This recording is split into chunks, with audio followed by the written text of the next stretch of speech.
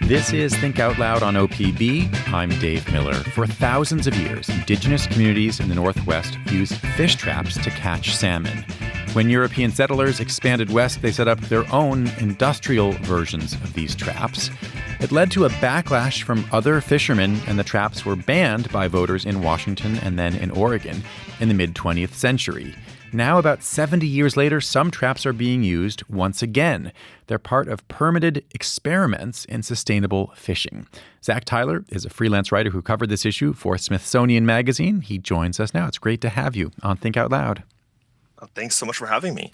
It's a pleasure to be here. Can you first just start by describing what a fish trap is? Right. So trapping fish really is a technique that's used, and it's been used all around the world.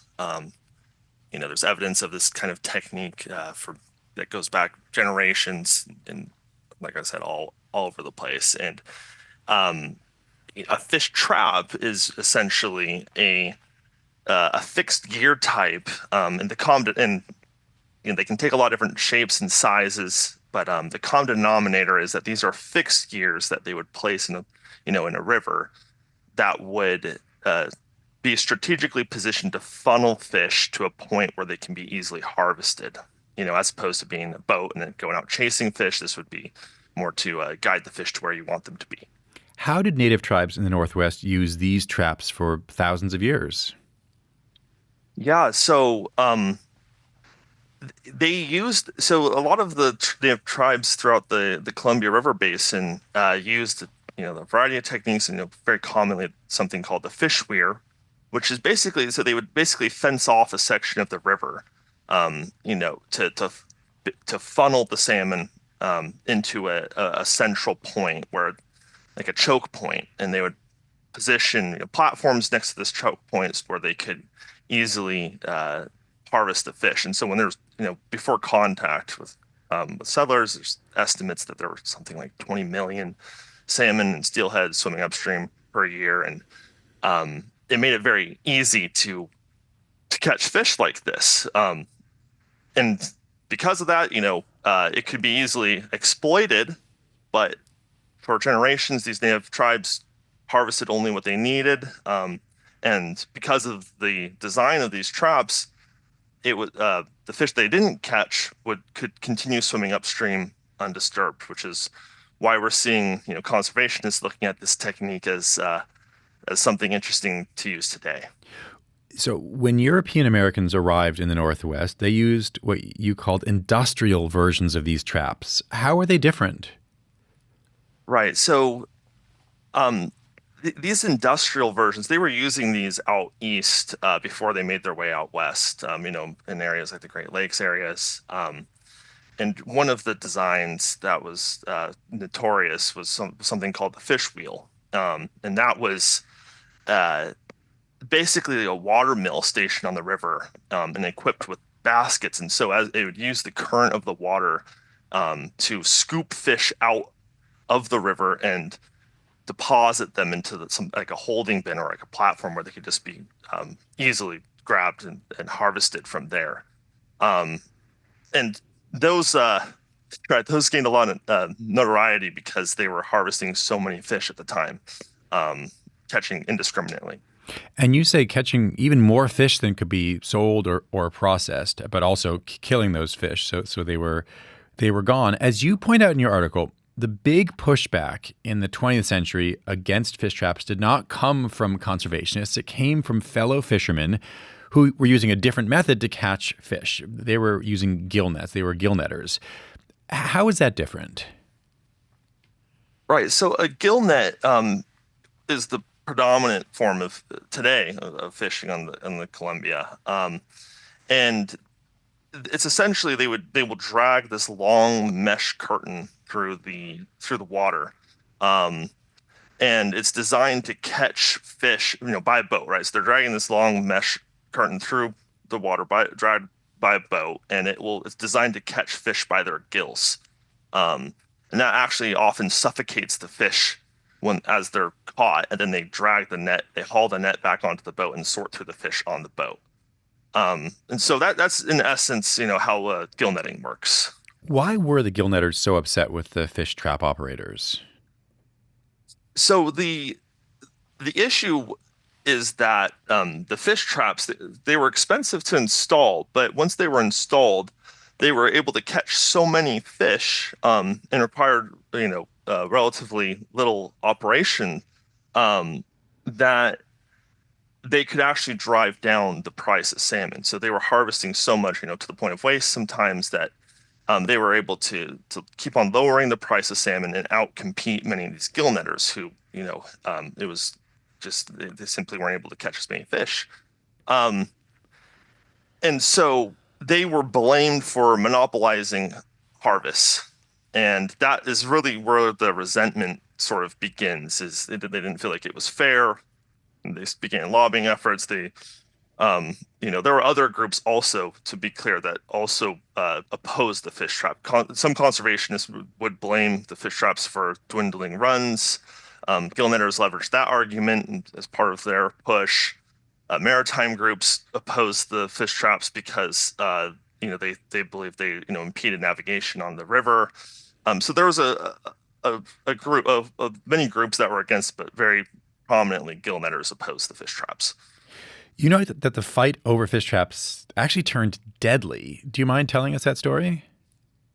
Yeah, so the resentment grew over many years because of what I just described with the monopolization or the perceived monopolization of harvests, and then that sort of hit a tipping point in what was the year? I think it was May 1896 was the year, and so a prominent gill netting union went on strike to raise the price of salmon, and during this time, they try to keep it peaceful, but there are reports of sabotage of fish traps on the river. And then at one point, a group of men who were union fishermen fired on a boat that was a non-union boat, killing one of them, killing one of the fishermen on that boat.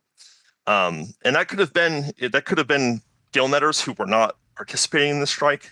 It could have been fish trap operators, but there was a murder, and over the next month there were more acts of violence. No other instances of murder, sabotage occurred, and the governor of Oregon actually had to call in the National Guard to sort of calm things down. And the strike only ended after the canneries, which operated many of the fish traps, decided to raise prices.